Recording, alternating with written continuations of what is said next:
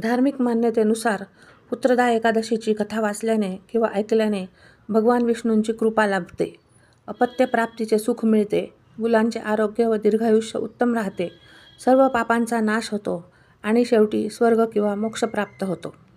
पुत्रदा एकादशीची व्रतकथा भद्रवती नावाचा राजा आणि लोमश ऋषी यांच्या संवादावर आधारित आहे. हे व्रत संतान सुखासाठी केले जाते.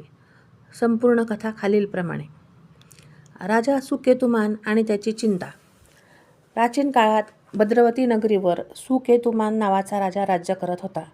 त्याला सर्व प्रकारची सुखसंपत्ती होती, पण त्याला संतान म्हणजे मूल नव्हते.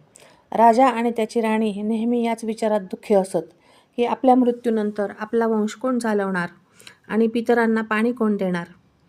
राजाचे राज्य, सुख आणि वैभव त्याला निरर्थक वाटू लागले होते. जंगलात जाणे आणि लोमश ऋषींची भेट. एके दिवशी राजा अत्यंत दुःखी होऊन आपल्या घोड्यावर बसून जंगलात निघून गेला. जंगलात फिरत असताना त्याला भूक आणि तहान लागली.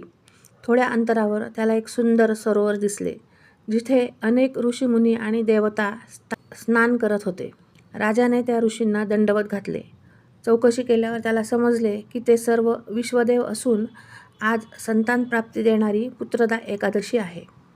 राजाची ही अवस्था पाहून महान तपस्वी लोमश ऋषी यांनी राजाला त्याच्या मागील जन्माचे पाप सांगितले.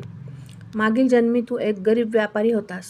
एकादशीच्या दिवशी तू खूप तहानलेला असताना एका जलाशयावर पाणी पिण्यासाठी पोहोचलास. तिथे नुकतीच बाळंत झालेली एक तहानलेली गाय आपल्या वासरासह पाणी पिण्यासाठी आली होती, पण तू त्या गाईला आणि वासराला हुडकून लावले आणि स्वतः पाणी पिऊन आपली तहान भागवली.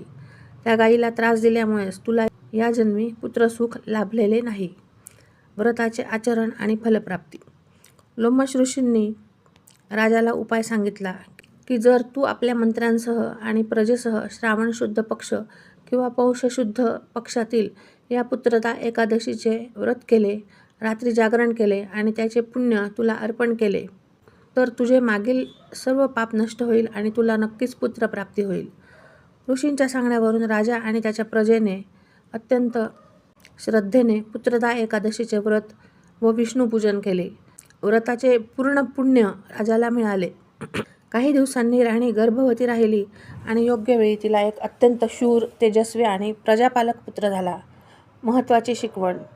ही कथा ऐकल्याने किंवा वाचल्याने सर्व पाप नष्ट होतात आणि भगवंताच्या कृपेने ऐहिक व पारलौकिक सुख मिळते. धन्यवाद.